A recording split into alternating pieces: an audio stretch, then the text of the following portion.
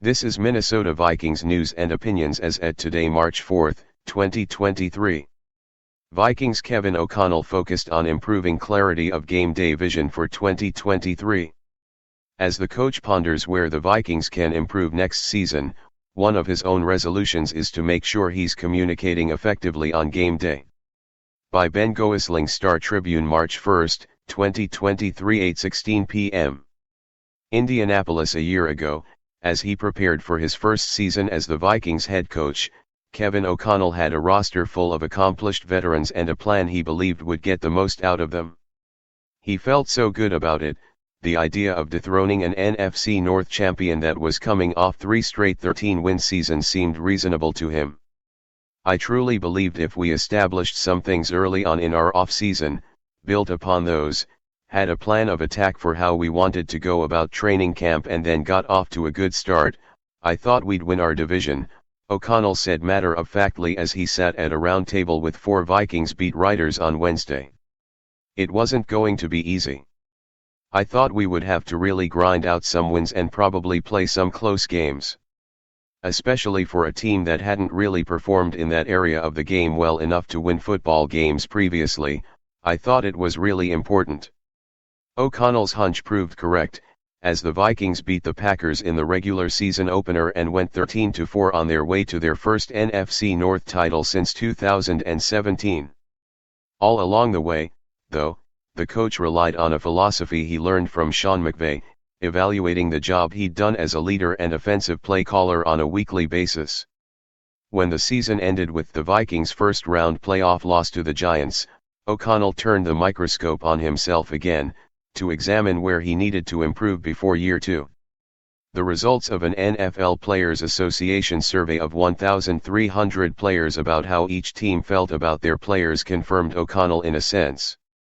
The Vikings finished first out of the league's 32 teams.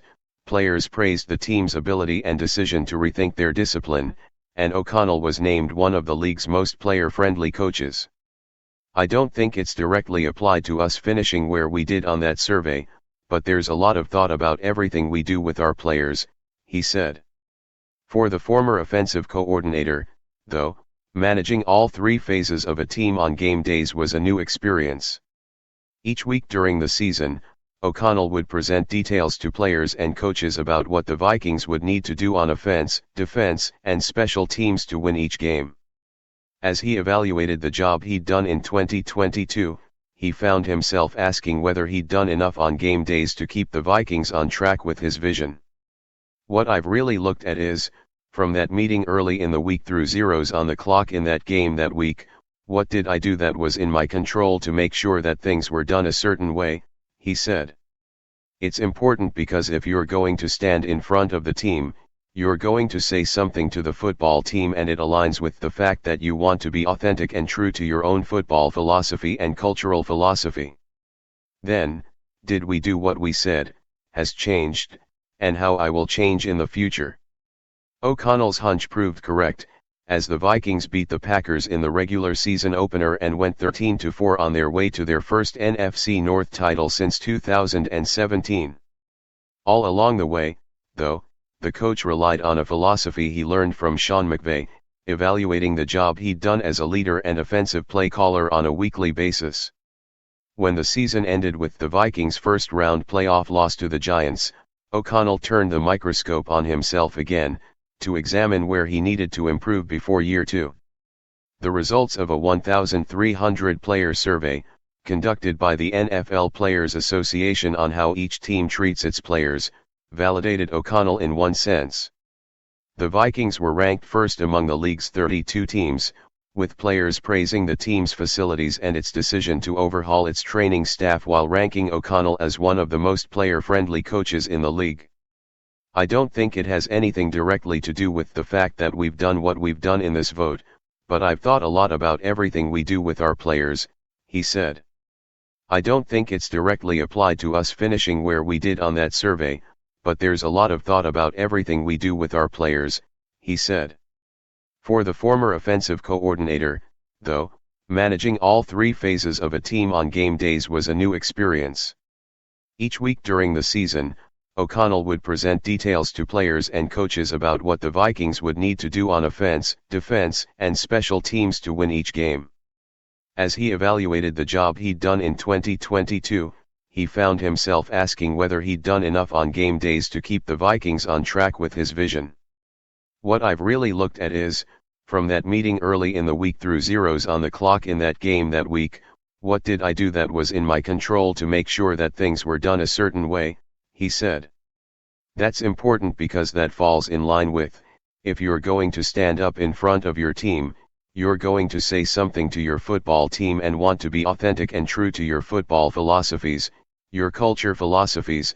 I also then have to evaluate, did we do what we said? That's where some of the changes kind of came about with personnel and our coaching staff, but also with how I'll change moving forward. O'Connell fired defensive coordinator Ed Donatel after the season.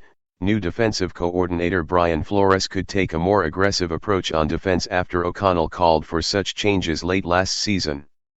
Given the fact the Vikings need to clear more than $23 million in salary cap space before the league year begins on March 15, their defense could look markedly different if veteran starters are released. The coach has talked about a shared philosophy with Flores. O'Connell said he's also talked to some of his coaching mentors this offseason about how he can make sure his vision for the Vikings comes through on game days. In the end, he said, he wants the Vikings to be an extension of what he believes is the right way to win games. He spent the first part of the offseason thinking about how he could more clearly present his vision on game day. It's one thing to wish for that, but I feel like there are ways to do it in a way that's clear, open, and honest about our organization, and HR will definitely take care of itself, he said. We have some practical solutions to discuss and things to work on, but ultimately whatever it is, we'll have a football team by 2023 to guide and develop what we've done in 2022. I hope. This progress is emerging and high-level football follows from there. Tom Pelissero provides insight into Dalvin Cook's status with the Vikings. The Minnesota Vikings and general manager Kwesi Adofo-Mensah have their work cut out for them this offseason. With many roster holes and aging veterans eating up a large portion of the cap, there are bound to be some tough decisions. Luckily for the Vikings, this week is the NFL Scouting Combine, and there are plenty of opportunities to have conversations with other teams and agents so that they can start the process of building their roster for the 2023 season. On Tuesday, NFL Network's Tom Pelissero joined KFAN's Paul Allen's 9 to noon show and shed some light on Dalvin Cook, who many have anticipated could be on his way out of Minnesota. Vikings GM explains why he hired Brian Flores as defensive coordinator. When the Miami Dolphins fired Brian Flores over a year ago, there were many whispers and reports about the way he rubbed people wrong in South Florida. It's a story that Dolphins executives believe was fabricated, including owner Stephen Ross, who said Flores treated him differently after he turned down a tank bonus in his first season as manager. All of this, along with claims of forgery and racial injustice, led to Flores filing lawsuits against several teams in the NFL. Still, he spent 2022 as a position coach with the Pittsburgh Steelers and joined the Minnesota Vikings as defensive coordinator this offseason. At the plant this week, Vikings general manager Kwesi Adofo-Mensah spoke about hiring Flores and why he feels he's a good fit for the job. Adofo-Mensah, transcribed by Joe Schad of the Palm Beach Post, said, "You're talking about leadership, enthusiasm. He is positive, enthusiastic, and fits very well with our culture. We need leaders, football minds, developers, and HR professionals." This is a dramatic shift in how Flores was portrayed in the days following his firing from the Dolphins. And, if he can help turn around the Vikings defense, 30th in scoring in 2022, he'll be primed for another shot at a head coaching gig in the future. Finally, Vikings ranked best team for working conditions, NFLPA survey finds. The Minnesota Vikings have been ranked as the team with the best working conditions for its athletes, according to a recent survey from the NFL Players Association. The union, which consists of 1,300 players, released the NFL Player Team Report Cards on Wednesday. The report cards asked players to grade their respective teams in 8 categories: treatment of families, nutrition, weight room, strength staff, training staff, and locker room. Minnesota was the only NFL team out of 32 to receive at least an A in all categories. The Minnesota Vikings are ranked as the best team in our guide. 100% of the players feel like owner Ziggy Wilf is willing to spend money to upgrade the facilities, and that assessment makes sense since the Vikings have gone through 3 significant upgrades in recent years, the report card said.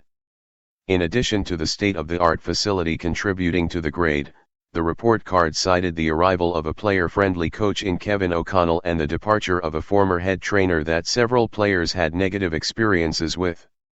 The Vikings' lowest score, an A-, was for the quality of food. See a more detailed look at Minnesota's grade here.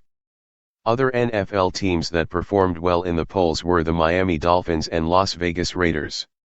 In 2018, the Vikings team moved to a new 277,000 square foot facility in Eagan, the TCO Performance Center.